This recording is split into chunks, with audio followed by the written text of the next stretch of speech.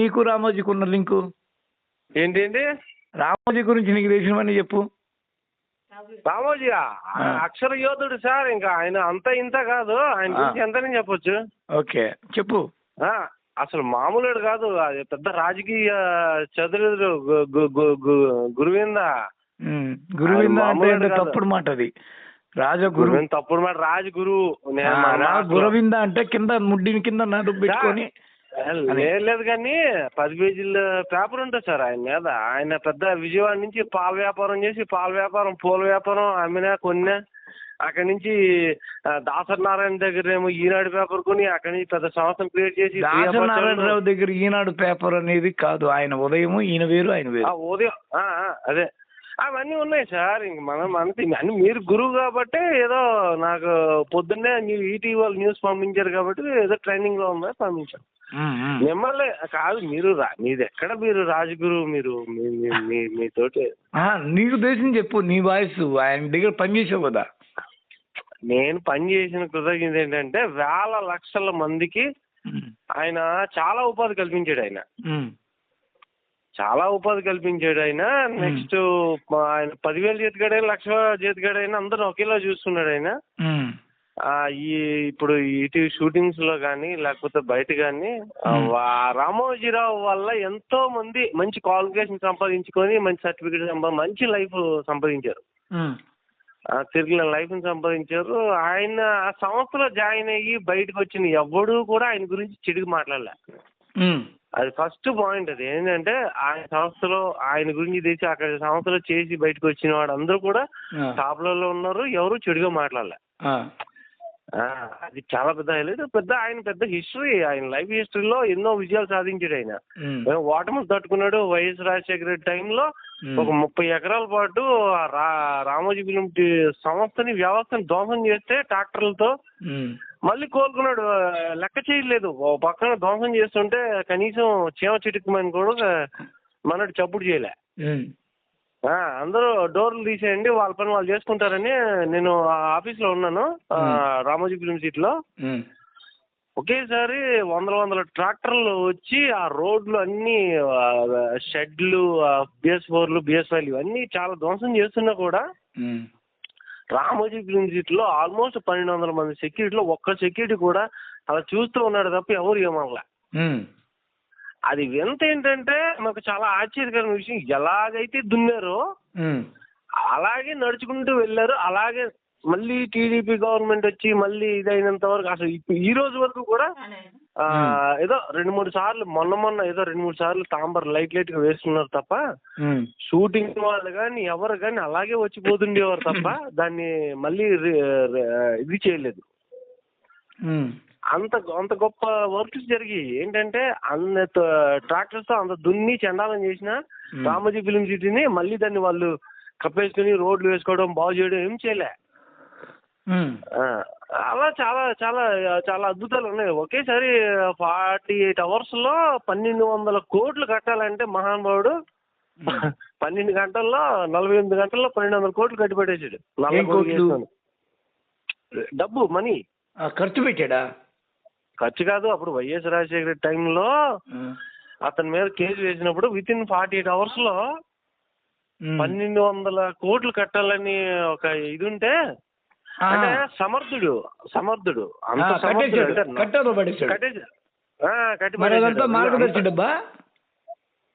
ఏదైనా మనకు అనవసరం, అది మనం లెక్క వేయకూడదు. మార్గదర్శిలో లక్షల వేల కేసులు మళ్ళీ అతని మీద. మార్గదర్శి అనేది ఒక కేసు కాదు, విత్ ఇన్ లోనే వేల కేసులు ఎదుర్కొన్నాడు. అంత గనుడు భూమి మీద లేడు, ఇప్పటి వరకు లేడు. నభూత భవిష్యత్ అని చెప్పొచ్చు రామోజీరావు అంటే. ఒక విధంగా నభూత భవిష్యత్ అని చెప్పొచ్చు. ఎందుకంటే అసలు మనం తవ్వుతున్న కొద్దీ ఎవరికి తెలియని నిజాలు అవి. తవ్వుతున్న కొద్దీ మామూలు మనిషికి అంటే ఒక ఈ కలియుగంలో ఒక కురుక్షేత్రాన్ని నడిపించిన కృష్ణుడు లాంటి వాడు యాక్చువల్లీ చెప్పాలంటే.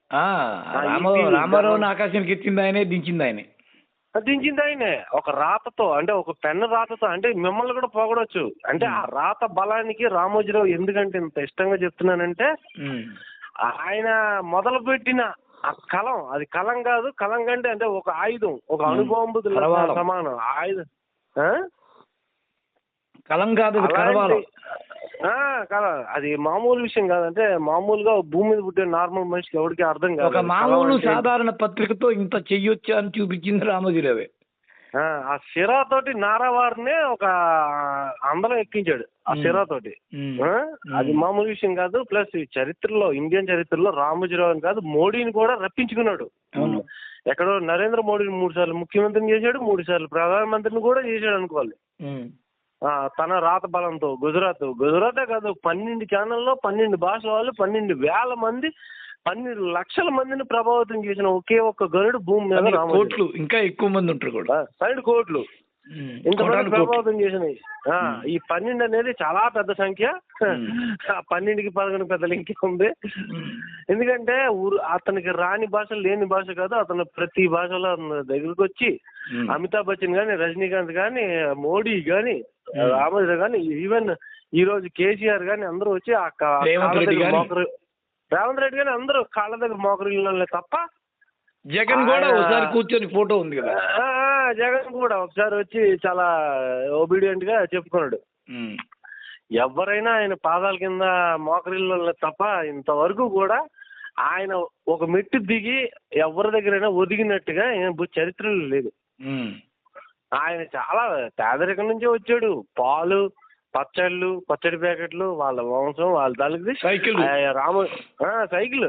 అక్కడ అది ఎంత గొప్పోడంటే రామోజీరావు, ఇంకొకడైతే మటర్లు, మనబంగాలు, ఇంకో దోషులు చేస్తాడు. మీరు రామోజీరావు గురించి చెప్పాల్సిన అతి గొప్ప ఏంటంటే, నేను అక్కడ 5 సంవత్సరాలు వర్క్ చేశాను కాబట్టి ఒక 30, 40, 50 ఎకరాల దగ్గర విపరీతంగా అంటే 100 ఎకరాల్లో కొనేసి రామోజీ ఫిల్మ్ సిటీ క్రియేట్ చేసేసి, అది కాక దాని వెనకాతల పెద్ద తోటలు కూడా కొనేసి రామోజీ ఫిల్మ్ సిటీ ఇంత పెద్ద సంస్థని కట్టుబడేసిన Ramoji Rao Ramoji film city centre లో, నడిబొడ్డులో సెంటర్ లో ఒక చిన్న రైతు ఒక చిన్న 100 గజాల స్థానం, నా స్థలం నేను అమ్ముకోను, నేను ఇక్కడే ఉంటా, ఇక్కడే ఆవు వాటితో బతుకుతా, నా భూమిని నేను అమ్మనంటే అతని తల్లో పేరు కూడా ముట్టలేదు రామోజీరావు. అది గొప్ప విషయం. ఆయన చుట్టూ దడి కట్టుకొని, గడ్డిమో వేసుకొని, అక్కడ ఆవులు పెట్టుకొని, ఆ రైతు తన సొంత భూమిలో రామోజీ ఫిల్మ్ సిటీ నడిబొడ్డులో, ఆ రామోజీరావు కొండ మీద ఇల్లు ఇంత ఎదురుగా మళ్ళీ నడిబొడ్డులో అక్కడ తన సొంత జగన్ అక్కడే బతికాడు ఆ రైతు. ఇప్పటికీ ఉన్నాడు అనుకుంటా మేబీ. ఈ వార్త పుట్టడానికి కూడా కారణం, సంఘీ పుట్టడానికి కూడా కారణం ఈయన కదా. సంఘీ రవిసంఘి, గిరీష్ సంఘి అనేది అన్నదమ్ములు. ఓకే. రవిసంఘి, గిరీష్ సంఘి అన్నదమ్ములు. ఈ అన్నదమ్ములతో పాటు రామోజీరావు మంచి దోస్తు. వీళ్ళిద్దరు మంచి దోస్తులు అప్పట్లోనే. అక్కడి నుంచి వచ్చిన దోస్తు, గుజరాత్ నుంచి వచ్చి ఈయనకి ఏం తెలుసు అంటే ఒక సంగీ స్పిన్నర్ అనేది నడపడం తెలుసు. సంగీ స్పిన్నర్ అక్కడ స్పిన్నర్ ఉంది, పాలిస్టర్ ఉంది, తర్వాత ఇంకోటి ఏదో ఉంది, స్పిన్నింగ్ మిల్ ఉంది, తర్వాత పాలిస్టర్ ఉంది. ఈయన గుజరాత్ వ్యాపారం, స్వీట్ వ్యాపారం చేసుకున్న మనిషి. వీళ్ళిద్దరు మంచి దోస్తులు. పచ్చళ్ళ వ్యాపారం, ఈయనేమో ఇంకో వ్యాపారం చేసుకున్న టైంలో వీళ్ళకి ఏదో కలిసి వచ్చింది. మొత్తానికి బాగా ల్యాండ్లు గేంట్లు కొనుక్కున్నారు.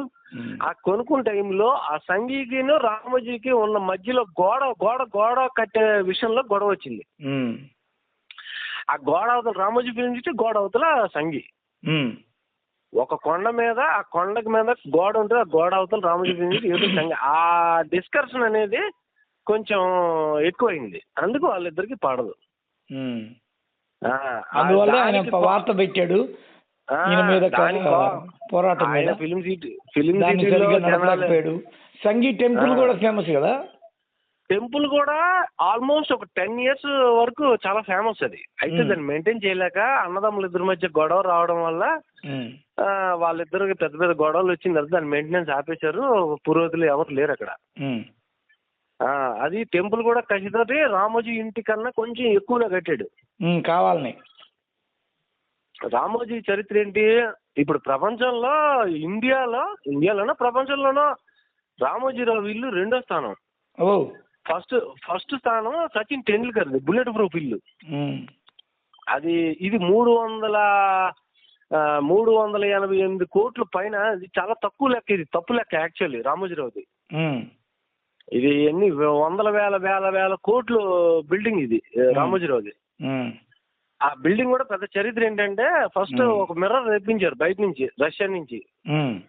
ఆ మిర్రర్ ని చిన్న గన్నుతో పేలిస్తే చిన్న క్రాక్ ఇచ్చింది. అది కూడా సరిపోదు, ఇంకా కావాలంటే ఒక AK-47 గన్తో పేల్చినా కూడా ఒక చిన్న క్రాక్ కూడా ఇవ్వలేదు. అలాంటి గ్లాస్ తెప్పించారు. సో అలాంటి గ్లాస్ తో ఆ ఇల్లు అంతా నిర్మించాడు. అది అంత గొప్ప ప్రొటెక్షన్ ఉన్న ఇల్లు. కానీ ఇక్కడ ప్లస్లు మైనస్లు కూడా ఏంటంటే సుమన్ గారు, కిరణ్ గారు చిన్న చిన్న వాళ్ళ ఇంట్లో గొడవలు, అప్పుడు ఈటీవీ ప్రభాకర్ తాలూకు ఇష్యూస్. సుమన్ ఇప్పుడు లేడు, చనిపోయాడు. కాపాడుకోలేకపోయాడు అనే ముద్ర. ఆయన కూడా స్విట్జర్లాండ్ లో చాలా చాలా చాలా ఎన్నో వందల కోట్లు పెట్టి ఒళ్ళంతా బాడీ పైపులు ఎక్కించిన అతను బాడీ కెపాసిటీ సరిపోకపోవడం. కిరణ్ ఈటీవీ సంస్థ అతను దారి అతనిదే ఉండవు. అతను కొడుకే మంచి బాగానే ఉంటాడు కానీ కాకపోతే అంత పెద్ద ఇంటిలో ఒక లక్కీ ఇల్లు అయిపోయింది. అది ఏంటంటే భార్యాభర్తలు ఇద్దరే ఉంటారు. వీడియో కాన్ఫరెన్స్ ఆఫీసులో ఉన్నా ఎక్కడున్నా ఈ వీడియో కాన్ఫరెన్స్ లో మాట్లాడుకుంటారు. ఎవరెవరు? రామోజీరావు సార్ వాళ్ళ మిస్సెస్ ఆ ఇంట్లో ఉంటే ఈయన ఇక్కడ ఉంటే వీడియో కాన్ఫరెన్స్ లో మాట్లాడుకుంటారు. రామా పేరు రామాదేవి. రామాదేవి సంస్థలు కూడా టాప్, అంటే ఇండియాలోనే ఒక మంచి సర్టిఫికేటెడ్ సంపాదించిన సంస్థలు. అది ఏంటవి? రమాదేవి సంస్థలు పబ్లిక్ స్కూల్స్, వాళ్ళ తాలూకు స్కూల్స్. రమాదేవి స్కూల్స్ అనేవి ఓవరాల్ గా వాళ్ళు చాలా చాలా సర్టిఫికేట్ పొందిన స్కూల్. అది హై ఎండ్. అంటే ఇక్కడెక్కడ సాదా సీదా వాళ్ళు ఎవరు అక్కడ జాబ్ సంపాదించలేరు. అంత హై క్వాలిఫికేషన్ ఉండాలి. శాలరీస్ కూడా అలాగే ఉంటాయి అన్ని. ఆయన ఒక చరిత్ర సృష్టించాడు సార్. వైఎస్ రాజశేఖర రెడ్డి టైంలో ఆయన కాలు మీద కాలు తీయకుండా కేసులను ఎదుర్కొన్నాడు. రాజశేఖర రెడ్డి ప్రపంచం ఆయన ముఖ్యమంత్రిగా రామోజీ వ్యవస్థని సంస్థని కోలుగొట్టాలి, ధ్వంసం చేయాలి, నాశనం చేయాలండి. రాజశేఖర రెడ్డి ఆయన పెట్టాల్సిన ఎంత అంటే అంత ఇది పెట్టాడు. కానీ అంత చేసిన కాలు గోరు కూడా అతను కదపకుండా జగన్ కదిపాడా ఇవన్నీ? బెడ్ ఎక్కాడుగా జగన్ హయాంలో, బెడ్ ఎక్కాడు లాస్ట్ కి. లేదు యాక్చువల్లీ బెడ్ కాదు. ఇక్కడ వాస్తవం ఏం జరిగిందంటే ఇటీవల చెప్పాల్సింది, యాక్చువల్లీ ఆల్రెడీ రామోజీరావు తాలూకా ఆరోగ్య స్థితి సరిగా లేదు చాలా కాలం నుంచి. అదే టైంలో లేదు, ఇంకా బాగా ఓల్డ్, 8 years అబవ్ కదా. 88 మరి 88 మనిషి అంటే ఇంకా పేషెంట్స్ ఎక్కడ వస్తే ఆయనకి బ్యాక్ పెయిన్ పట్టేసింది. వెన్నుముక క్రాక్ దెబ్బతిని ఎలాగంటే ఆయన ఇప్పుడు అక్కడ వాకింగ్ చేయడం ఏదో మొత్తానికి ఏదో బ్యాక్ పెయిన్ పట్టేయడం వల్ల నడవలేని పరిస్థితిలో ఉన్నప్పుడు ఆయన అదే టైంలో ఈ ఉండవల్లి మరి రెచ్చిపోవడం, ఈ జగన్ ఏదో చేశాడని ఊరికి ఓవరాక్షన్ చేయడం ఏమి లేదు. యాక్చువల్ ఏం లేదు, ఆయన ఫస్ట్ నుంచి కూడా అనారోగ్య స్థితి. అంత అయినా కూడా అదే ఈడీ మోడీ గీడీ సీడీ ఎవడైనా కానీ అయితే ఇంకో పర్సన్ అయితే బయటకి ఎప్పుడో జైలుకి వెళ్ళిపోతారు. ఆ బెడ్ మీద ఉన్న మనిషి బెడ్ మీద ఉన్నట్టే కేసుల్ని మాట్లాడాడు సిఐడి వాళ్ళతోటి. సమాధానం చెప్పాడు. కనీసం ఒక్కరోజు కూడా జైలుకు పోకుండానే నెట్టుకొచ్చాడు జీవితాన్ని. చంద్రబాబు అన్న తప్పించుకోలేకపోయాడు. అంత పెద్ద 3 సార్లు సీఎం అయిన చంద్రబాబు తప్పించుకోలేకపోయాడు. మళ్ళీ ఎంత మేధావి అంటే 88 సంవత్సరాల వయసులో ఏం చెప్పాలో అది చెప్పాడు. బెడ్ దిగలేదు, అక్కడే కెమెరా పెట్టుకుని వాళ్ళతో ఆఫీసర్లను అక్కడే మాట్లాడిపించుకున్నాడు. ఒక్కరోజు బయటికి రాలేదు. ఎంత పెద్ద చరిత్రకారుడు అంటే పెద్ద ట్రెండింగ్ అంటే మామూలు విషయం ఊరికనే అనలేదు నేను. రామోజీరావు అంటే చెప్తుంటేనే ఒక పెద్ద సినిమా సార్ అది. అవును, ప్రతి కళానికి ఆయన గురువు. అవును. ఇప్పుడు ఈ చరిత్రలో ఇప్పుడున్న కళ మొదలంగా ఆయన నుంచి సార్. సింపుల్ గా ఓకే. ప్రతి సిరాబొట్టు ఒక జర్నలిస్ట్ ఈరోజు. అవును,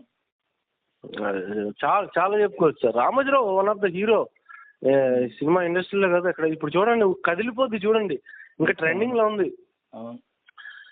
చెప్పారా మీరు ప్రాంప్టర్ ఏమన్నా వెళ్ళారా? వస్తారా? వస్తాం ఇప్పుడు.